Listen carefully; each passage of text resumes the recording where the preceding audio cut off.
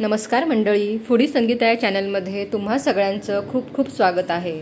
आज आपण अतिशय चटपटीत आणि झटपट बनणारी अशी मार्केटपेक्षा सुद्धा भारी अशी आज आपण आलू भुजिया शेव बनवणार आहोत। बनवायला अतिशय साधी सोपी, तुम्हाला विश्वास बसणार नाही। मी फक्त इथे उकडलेले 2 बटाटे घेतलेले आहेत आणि 1 वाटी बेसन घेतलेले आहे। यापासूनच आपली जवळजवळ 1 किलोभर अशी ही आलू भुजिया शेव बनून तयार झालेली आहे। तुम्ही आवाज ऐकलाच असेल की किती कुरकुरीत आपली ही आलू भुजियाची शेव बनून अतिशय कुरकुरीत आणि जरा सुद्धा तेलकटी नाही अशी आपली झटपट बनणारी ही आलू भुजिया शेव बनून तयार झालेली आहे। जर तुम्ही आपल्या चॅनलवर नवीन असाल तर आपल्या चॅनलला नक्की सबस्क्राइब करा, व्हिडिओ जास्तीत जास्त शेअर करा आणि व्हिडिओला लाईक करा आणि व्हिडिओ शेवटपर्यंत नक्की पहा। तर अशा प्रकारे आपण आज ही आलू भुजियाची शेव मार्केटला सुद्धा मागे टाकेल अशी आलू भुजिया शेव आज आपण बनवणार आहोत। बनवायला अतिशय सोपी, इव्हिनिंग स्नॅक्स, टी टाईममध्ये तुम्ही खाऊ शकता आणि अतिशय कुरकुरीत अशी ही आलू भुजिया शेव बनून तयार होते। तुम्ही बघू शकता की आपला जो डबा आहे तो पूर्ण भरलेला आहे। चला तर मग जास्त वेळ न लावता आपण ही रेसिपी बनवायला सुरुवात करूया। तिथे मी उकडलेले 2 बटाटे घेतलेले आहेत आणि ते किसून घेतलेले आहेत।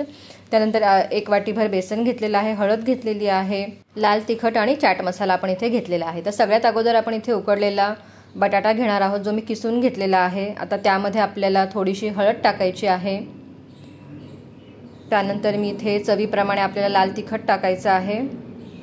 त्यानंतर चवीप्रमाणे मीठ मी यामध्ये टाकते। त्यानंतर थोडासा आपल्याला इथे चाट मसाला टाकायचा आहे। आता हे सगळं मिश्रण आपल्याला छान मिक्स करून घ्यायचं आहे। जास्त आपल्याला कोणतंही साहित्य वापरायचं नाही, अगदी कमीत कमी साहित्यामध्ये ही शेव बनून तयार होते। त्यानंतर आपल्याला यामध्ये वाटीभर बेसन घ्यायचं आहे। इथे मी थोडंसं ठेवलेलं आहे। आता यामध्ये आपल्याला पाणी अजिबात टाकायचं नाही आहे, कारण बटाट्यामध्ये जे मॉइश्चर आहे उकडल्यामुळे, तर त्याच पाण्यामध्ये म्हणजे त्याच मॉइश्चरमध्ये आपल्याला हे जे मिश्रण आहे ते मिक्स करून घ्यायचं आहे। जर तुम्हाला बेसन कमी वाटलं, जास्त जर चिकट वाटत असेल तर तुम्ही अजून बेसन घेऊ शकता यामध्ये। तर मी थोडंसं उरलेलं बेसन आहे ते सुद्धा मी यामध्ये परत ॲड केलेलं आहे, मला थोडंसं चिकट वाटत होतं त्यामुळे। आता छान आपल्याला हे गोळा तयार करून घ्यायचा आहे आणि यावर आता मी थोडंसं तेल टाकणार आहे आणि आता तेल टाकल्यानंतर आता आपल्याला हे साधारण 10 ते 15 मिनिटांसाठी आपल्याला रेस्टवर ठेवायचं आहे। तुम्ही बघू शकता की मी कशा प्रकारे याची कन्सिस्टन्सी ठेवलेली आहे। तर जास्त पातळही नाही आणि जास्त जाडही नाही, अशा मीडियममध्ये आपल्याला हे मळून ठेवायचं आहे। आता 10 मिनिटांनंतर आपण ह्याची आलू भुजिया शेव बनवणार आहोत। आता इथे मी बारीक साचा घेतलेला आहे शेवेचा। आता आपल्याला साच्याला छान प्रकारे तेल लावून घ्यायचं आहे आणि जे पीठ आपण मुरत ठेवलेलं होतं ते सुद्धा आता छान मुरलेलं आहे। ते आता आपल्याला यामध्ये टाकून आपल्याला आता याची शेव पाडून घ्यायची आहे। अतिशय झटपट बनते याची शेव, जास्त सामानही लागत नाही, अगदी घरामध्ये अवेलेबल असणाऱ्या साहित्यामध्येच ही आलू भुजिया शेव बनून तयार होते।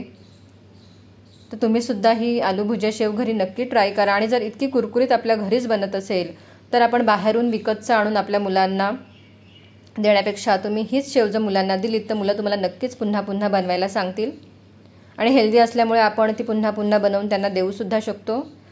तर तेल छान तापल्यानंतर आपल्याला ही आलू भुजियाची शेव जी आहे ती पाडून घ्यायची आहे। तुम्ही बघू शकता की आपलं जे पीठ आहे ते छान मुरलेलं आहे आणि आपली शेवसुद्धा छान इथे पडत आहे।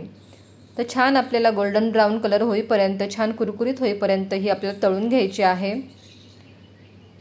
तुम्ही बघू शकता आपली शेव किती कुरकुरीत तयार होत आहे। आता सगळं तेल ह्यातलं निचरून आपल्याला काढायचं आहे।